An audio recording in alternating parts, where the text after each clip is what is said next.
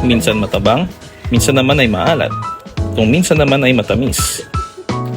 Kaya namin may lalarawan ang aming samahan sa halos 3 dekadang pagkakaibigan. Sa pagdaan ng panahon, tutunan namin na pasarapin ang bawat hain sa pagkainan ng buhay.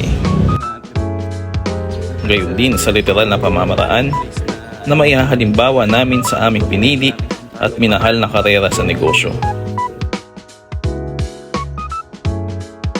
Sa isang pambihirang pagkakataon, kami muling nagsama upang ihain ang aming munting karanasan at balikan ang aming paboritong lugar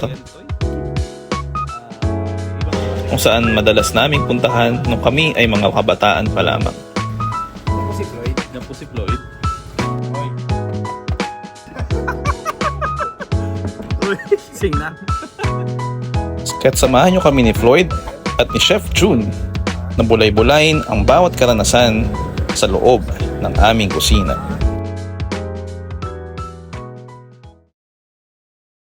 Oh, Tol, diyan ka na pala. Tol, what's up, man?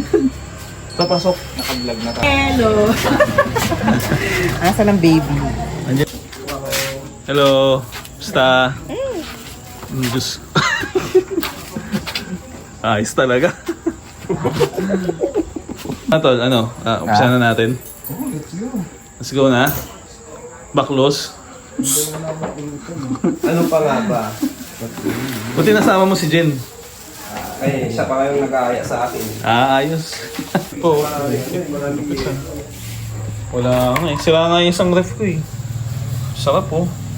Sisig po. Para yung produkto. Pero buunin to bukas. Ano, kasama ka bukas? Yari tayo dyan. Baka na rin. Close up yan, Tol, ah. Ha?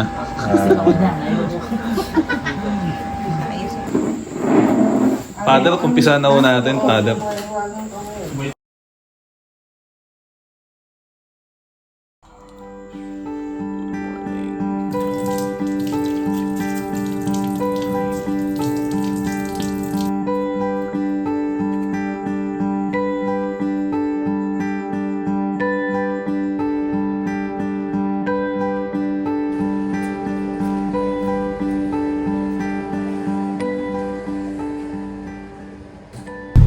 So, good morning.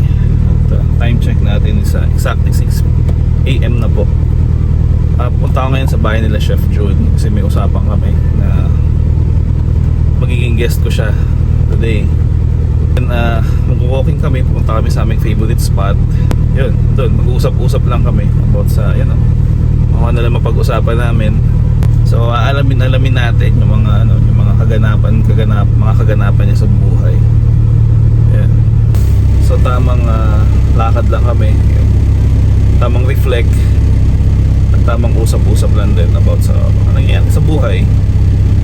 So stay tuned po, abangan natin lahat ng mga kaganapan at ikutin natin lahat ng lahat ng mga dadaanan natin ng spot na maganda sa paningin natin. So yun, tayo kasi sarado pa yata. Nagising niya lang daw. Chinat ko na, sabi ko dito na ako sa labas ng gate. Okay. Mga 10 minutes na. Yan o.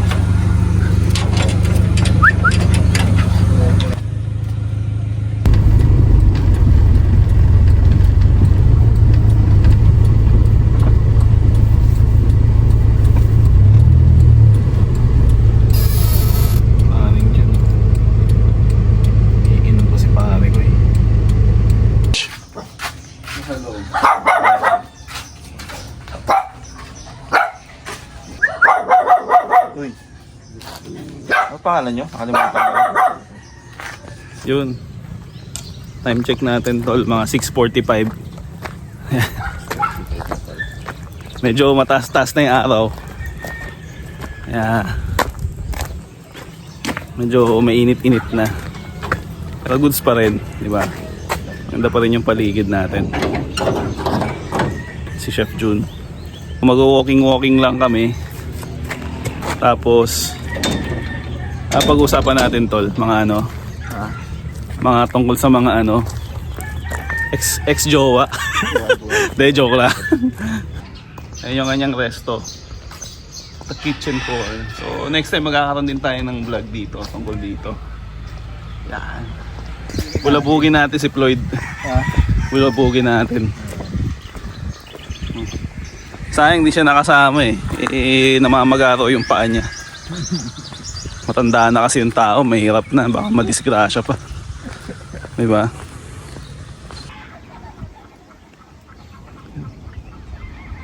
Yan ang kagandaan dito sa probinsya, diba? Sariwa hangin, di crowded, walang traffic, diba? Sariwa mga pagkain. So yun, kaya nag-decide si Chef Jun na lumipat na dito. Actually from Manila ka tol, diba? Tapos ayun, pandesal. Shout out natin si Kuya, tinda ng pandesal.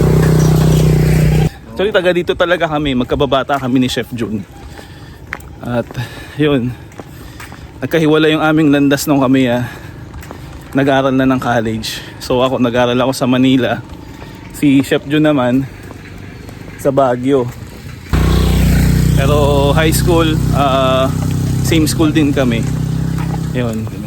Elementary, same school din kami. Yung bahay niya, bahay ko, siguro mga few meters lang. Siguro mga 20 meters, 30 meters lang ang layo. Ganun lang. So kaya yun, sabay kami lumaki, magkakalaro kami talaga. Ganda naman ano. Ang tawag dito tol, cherry blossom.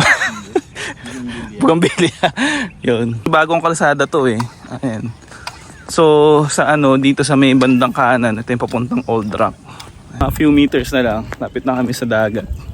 Yun yung mga favorite spot na lagi naming pinupuntahan dito. So after ng week of work, doon naman ang ano namin para makapagpahinga, tag doon tol, yung ano, makalanghap ka ng mga sariwang hangin, makapag-reflect, makapagplano na rin. So shoutout nga pala kay ano, kay Floyd na supposed to be dapat kasama namin ngayon. Ay kaso nga lang, nagkaroon siya ng problema. Hindi talaga kinaya ng paa niya. Nakikita niyo yan, yung mga dagat-dagat na yan. Diyan tayo pupunta mamaya. Alam niyo ba itong puno na to? So comment down below sa mga nakakaalam kung anong pangalan ng puno na to. Yung lumalabas yung ano niya, yung kulay niya. Ganda oh.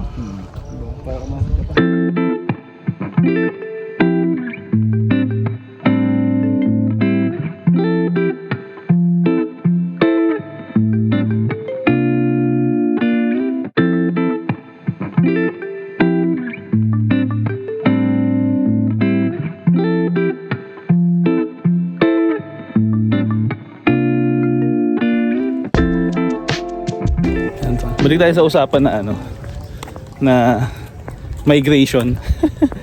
Kasi iniwan namin yung ano, iniwan ni Chef Jun yung career niya from Manila. Nag-employed siya as ano, as a restaurant manager before. Then after nun, nag-put up siya ng sarili niyang business somewhere in saan ba yun tol? Sa Mandaluyong, no? Yun nga. Yung ano, pangalanan ko pa ba? Basta Hamok yun. Yun. Hamok. Yan. So okay naman yung ano, yung business niya ron. And then pandemic, during pandemic. Medyo nagkaroon ng ano, ng konting technical difficulties. Actually hindi lang naman siya. Lahat ng businesses, karamihan, 80% ng businesses during that time nagkaroon ng ano, ng struggle. Yan. So pero si Chef Jun hindi naman to basta-basta ano maikli lang yung PC na ano, madaling mapatid. Kaya nagtuloy-tuloy pa rin siya. Ito din yung kalsada na dadaanan namin. Ito yung rough road pa. Yun yung daan papunta sa amin. So ano to, nagpapaalala to lagi ng ano namin, nung kabataan namin, kasi nung bata kami, madalas kaming pumupunta sa ano, dito sa dagat. So dito kami lagi dumadaan. Ayan. So wala pa rin pinagbago, ganun pa rin. Rough road pa rin. Di ba? Shout out nga pala kay ano, yung tropa ko, boss natin, si Boss Oyabak. Yan, nag-chat sa gusto niya daw pumunta rito. Sabi ko sige, kasi parang gusto niyang kumuha rin ng ano. Actually vlogger din siya. Tapos ang business niya is ano, mga pangpulutan. Ayun, shout out sa iyo Boss Oyabak. Elevated na yung daan dito.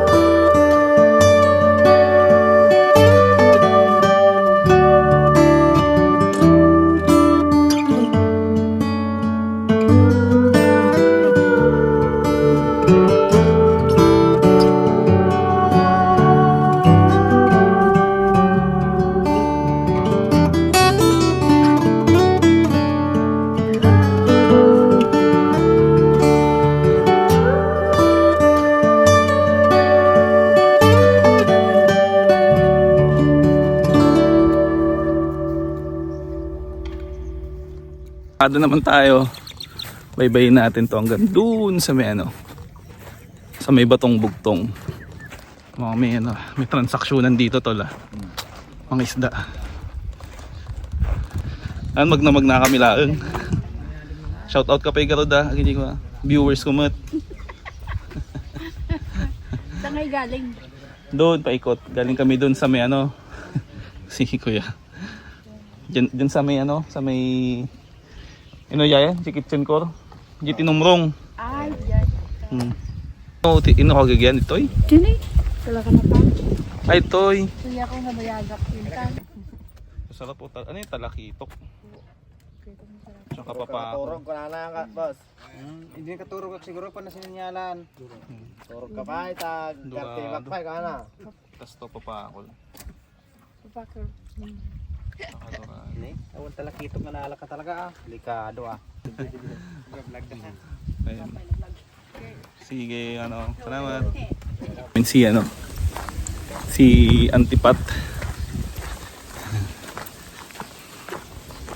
Shout out daw sa ano, sa ate ko.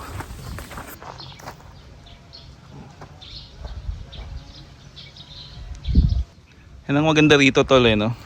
Tanggal ang pagod mo. Once na-reach mo na yung ano mo, destinations. Pero after a year, after 1 year yata no, after pandemic ata yun eh. Wow, 1 year lang. Mga 1 year lang no, after pandemic. Nag-decide ka na lumipat dito. Yun. Ano ba yun, may pinagkaiba ba yung ano, yung concept ng negosyo mo from Manila and to Bayambang, tapos nang dinala mo siya dito? Halos same lang. May mga ano lang. May mga nabawas lang sa menu. So may mga part may mga ano kasi. Oo. May mga menu kasi na ano no, yung depende rin sa lugar kung paano mo ano kung paano mo i-market. So hindi naman lahat ng ano i-showcase natin mabebenta. Sa Manila kasi ano, medyo ano yung mga tao doon, mga social konti.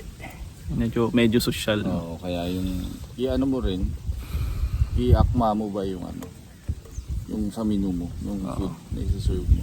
Pero marami pa rin ano no. So kahit sabihin mo na okay yung pagpaplano natin, once na pinag-isipan natin na nag-come up sa idea natin na gusto natin mag-business. Tapos yung ano, yung idea natin medyo limitado lang. Tapos yung concept ng plano natin medyo limitado lang din. So doon ano eh, doon mismo yung ano eh, nagkakaroon ng ano eh. Nagkakaroon na sa umpisa pa lang. Marami ka ng i-consider like mga ano mo, yung mga pagsubok, 'di ba? Nandiyan na 'yan eh. Sa pag-handle ng mga tao. Dapat ready ka. Oo. So, Kailangan talaga ready. Oo. Tapos sa costing din, 'di ba? So marami ring dapat i-consider. Na hindi yung basta-basta na oy put up tayo ganito. Porket nakita mo lang na nagbo-boom yung isa, nakita mo na na okay, nagpo-prosper yung business nila. Gagaya ka na. kala mo So, magiging success agad. Successful. Kumbaga, you're not aiming for the ano eh. For the ano tag dito, yung right quality ng ano, ng i-showcase mo. Nag-i-aim ka agad dun sa ano, sa balik sa'yo. Oo, sa kita. Which is maling ano yun, tone mindset. medyo maling mindset, no. So comment down below kung pabor kayo do sa pinagsasabi namin. No? So isa ring lesson na natutunan is yung right partnership. So kung makikipag-partner ka sa business, I suggest, tama, pare, di ba? We suggest na kung kaya mo na ikaw lang mag-isa, ikaw lang muna mag-isa. Mas okay.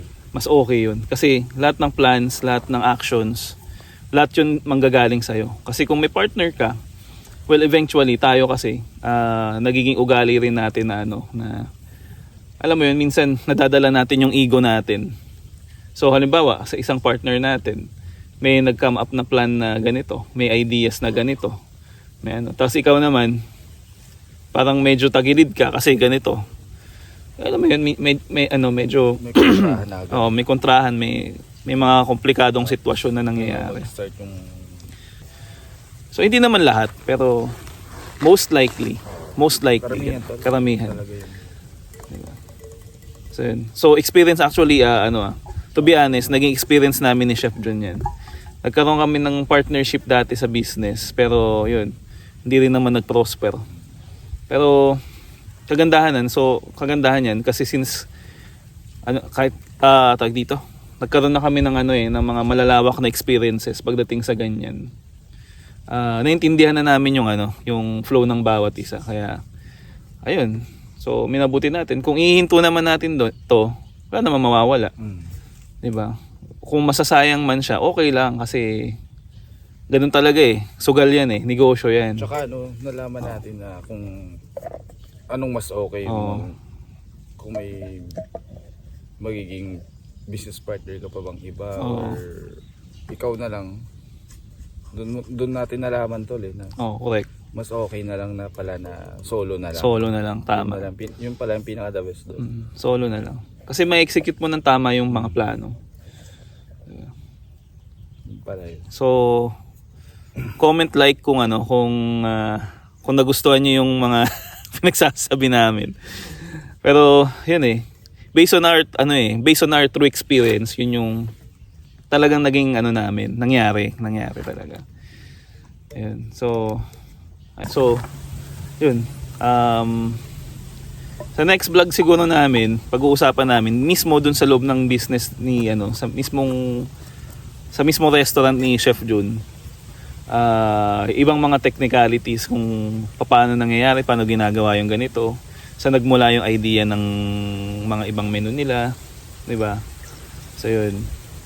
So sa The Kitchen Core, siya yung owner and at the same time head chef, si Chef Jun. Yan. So yun. Ano ba? Tuwing kailan kayo open, tol? Tuesday hanggang Sunday. Tuesday to Sunday. Same din sa Dagali Pizza. So shout out sa lahat ng mga tropa natin, mga kasama natin sa Dagali Pizza, especially si Dugong, my friend. Yan. Yun, ano pa specialty natin, tol? Yung bagnet. Yan. Sizzling. Mga sizzling plates. Yan. Mga tag dito, yung mga Western sisig. cuisine, tol. Western cuisine, sisig. Burger, pasta. Ayun, may mga burger sila, mga quarter pounder na burger. Kung pwede rin mag-chill, may mga liquors din. May mga liquors, may mga every occasionally may mga sila, may mga acoustic. Oh, may mga acoustic session dun sa loob ng resto. Tapos may cabana bar sila doon. Pwede ka mamili ng mga drinks like mga cocktails, ano ba, mga ano no, yung may mga beers, Tower beers. may ano, 'di ba? Tower May mga cocktails. may mga activities din doon. Oh, like movies. Movies, Sa ano. gabi. Oo. Sa gabi meron silang widescreen. Excuse me. Tapos ano, Beer pong. beer pongs, Dart. yan. Yeah. May dart. So next time siguro i-aim ni Chef Jun magkaroon ng billiards dun sa loob para may libangan na. So, okay. May mga magandang libangan. No? Shoutout kay Ma'am Jack. Stay put ka lang dyan, matulog ka pa. Yan si Ma'am Jack, shout out nga pala. So may pasok siya ngayon no? Oo. Ayun. So mahirap siyang istorbohin ngayon, so pahinga niya. Well, maybe next time masasama namin siya sa mga vlogs. At ano ba? So maraming come up na plans na gusto naming i-line up. Pero hindi naman basta-basta syempre na-execute 'yun dahil may conflict din sa mga oras namin. Kasi syempre hands-on din kami sa sa mga trabaho. Yun, pero maliban diyan, enjoy muna natin yung views dito sa andito na kami sa Batong Bugtong. Ayan yung view na matatanaw natin. Shoutout ko nga pala itong ating clothing line na pag-aari ni JC, si Pinsan JC. Ayan, ito yung Chill Ride. So sa lahat ng mga interested at gustong makita yung kanyang clothing line, check out nyo lang yung kanyang Facebook page na ipopost ko dyan sa screen. Balik na kami. So ibang daan naman yung aming dadaanan. Dami na. Gen Store. Magandang umaga ho. Yan po si Floyd. Yan po si Floyd. Wait. Singin natin. Hoy.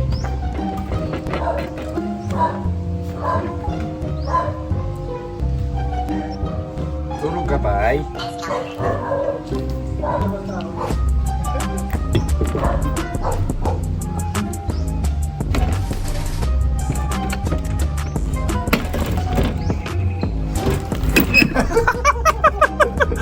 Uy, sing na. Hey, what's up? Ano ba tanong?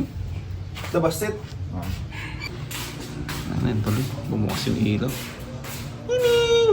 Ay, Galing pa sa Bagata dyan. ay kilalaking saldo. Oo. Itong mga to, ayun, mga display na yan. Galing pa sa mga ninuno ni Floyd dyan. Ang tingin ko dito iba. Ano ba to? Remote ba to? Nagbula yung karoon pagkatapos. ka, nag-ikot Yung Maktal eh. Di ba yung... Nagaling favorite. Yung oo nga, tapos yung ang init-init, di ba?